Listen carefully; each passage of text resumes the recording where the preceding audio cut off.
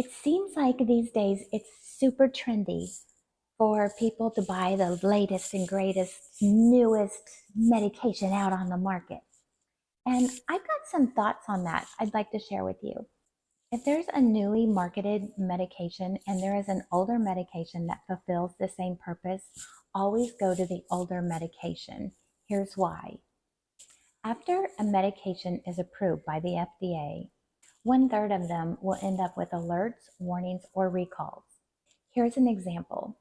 When a new gout drug hit the market, febuxostat, otherwise known as Uloric, people that were taking it had a higher incidence of cardiovascular events, otherwise known as heart attacks.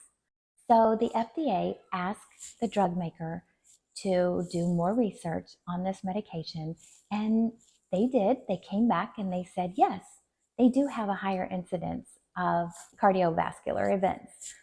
And so the FDA just put a black box warning on the medication. It was continued to be prescribed. The reason why I used this medication is because a lot of people know about allopurinol. It is a widely used old drug, very few but mild side effects, and it works for gout. Why do we need this other medication? Okay, we don't. So why would you take this medication and increase your chances of having a heart attack? I believe it's due to being uninformed or just not quite understanding. Why would the FDA approve a medication that could kill you? Why would a drug maker be able to put on the market medications that could kill you? However, on commercials that play every day, on the radio commercials, on TV, advertisements, they go through and tell you all of these side effects and adverse reactions that could happen. You always hear, like this medication, blah, blah, blah, blah, blah, blah, and at the end, and could cause death. And we just, oh, okay, could cause death. But they wouldn't sell it if it were going to kill me, so you go ahead and take the medication. The thing is, it only takes one time that you take that medication and it causes death. Here's another reason why. Instead of pulling the medication that I was speaking of earlier, the FDA decided to put a black box warning on the medication. Most of us don't read the insert that comes in your medications. The black box warning is at the top for you to kind of get a handle on the term black box. Okay, yeah, it's in a black box. Okay, but I always think of it as, do I want to be put in a black box? Not yet. Not yet, if I don't have to. Like black box is really, it's a warning. It's a warning that you should heed. If a medication has a black box warning, I would always ask, what are my alternatives? Because you really should look at some other alternatives. So why do we need new medications in our arsenal anyway? Is it due to it's more trendy? Does it make the physicians feel like they're on top of things? They know the newest of medications and the patients feel like they're getting the newest and best treatment? If so, this is a very dangerous and misinformed game. Let me explain why. So I mentioned that a third of all new medications will have added alerts, warnings, or be recalled altogether. Why is this? So all medications have to go through a trial process, and your sample size may not be as diverse. Let's make it smaller so that I can speak to this easier. Let's just make it the United States. Okay, so in a drug trial, the drug company or the company that does the research for the drug company gets a sample of people. Sometimes they won't have all the races. They won't have all of the sexes, male, female. You only get like who answers the ad to come do this trial. Or like some physician's office will run a research trial and it's only who comes through their doors. So if they are in a predominantly white neighborhood and they see women, then their sample is going to be white women. Actually, may be a particular age as well. So a trial is only as good as its diversity, and a lot of times it is not a very wide range. Once the FDA approves this medication, it's promoted to everybody, and this initiates your scope of diversity. This is where you run into problems.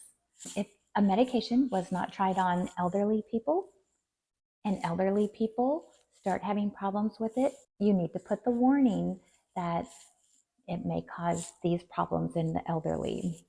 It may cause problems in a particular race.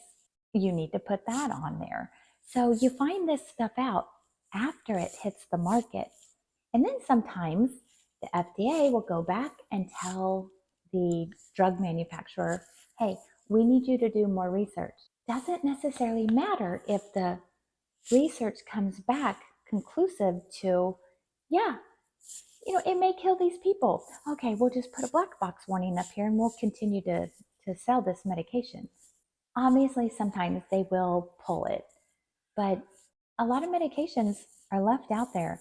And as you hear these advertisements of these medications, there's a wide range of things that can happen to you when you take these medications. I want to stop right here and tell you that, not all new medications are bad, and not all new medications should be shunned. A very wise way to approach medications is to weigh the risk versus the benefit. So if the risk is rather high and there's another medication that doesn't have such a risk, you should probably take this one. But such as with a lot of cancer drugs, there may not be a lot of alternatives for you.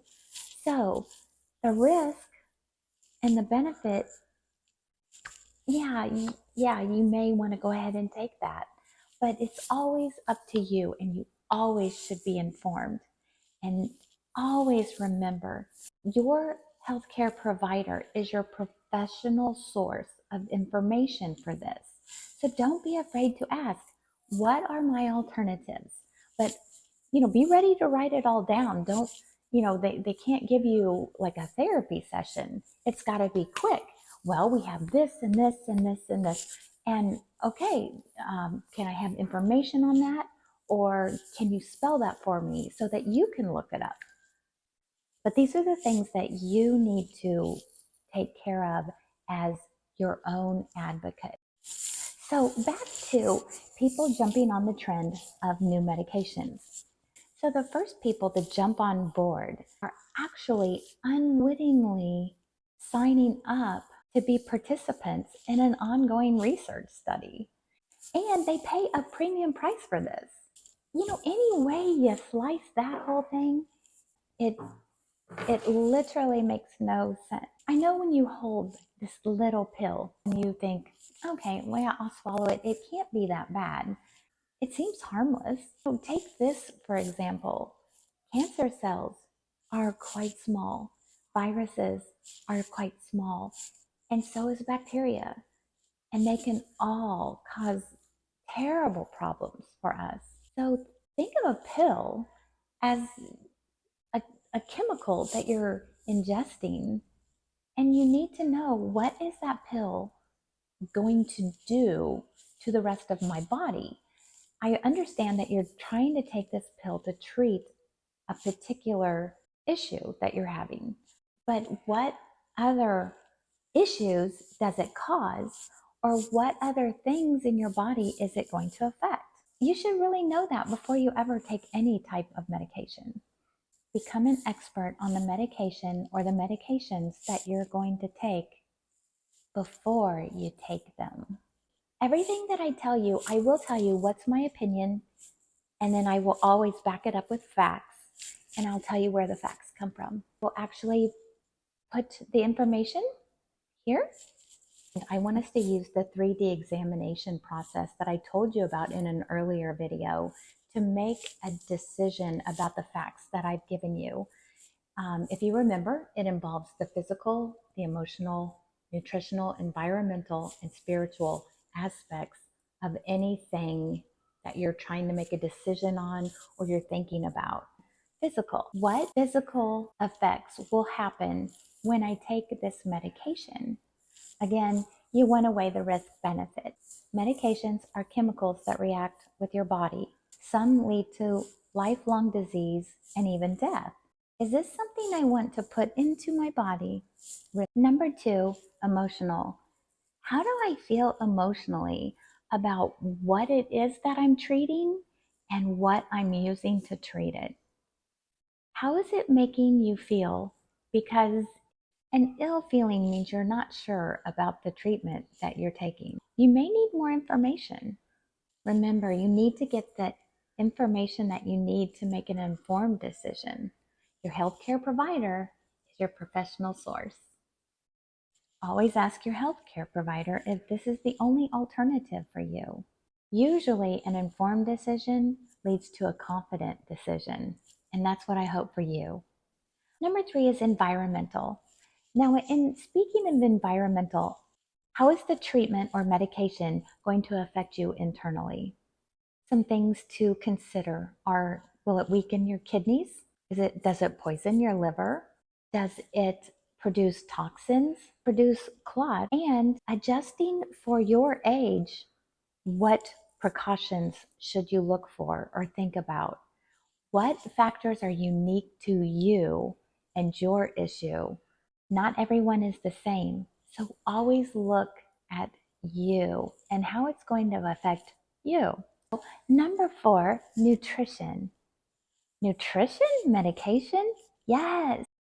So foreign chemicals within our body can cause nutrition depletion. As well, it can lead to an increased need for vitamins, minerals, proteins, carbs, etc. Furthermore, sometimes they lead to absorption issues. So you need to know how that will affect you. Furthermore, if you're laboring your organs, sometimes that can lead to a buildup of toxins. Please consider all of these things and more when you're getting ready to take a new medication. And number 5, spiritually. This is often neglected, but it plays a large part in medication adherence. If taking the medication goes against a deeply held belief, then you won't take it for very long. If it evokes an uneasiness to you, you will look for reasons not to take the medication. If you can't shake that this doesn't feel like the right treatment for you, it probably isn't, and you should seek more information or alternatives. But all in all, you can always wait a little bit. Wait and pray about it, and then see where it leads you to. And then when you're ready, make that decision and make the best decision for you. You should be wholly satisfied with the decision that you have made, and then you should embark on your journey of this treatment with medication. And as always, do what you want with this information. I hope it blesses you, and I hope it leads to a healthy life for you.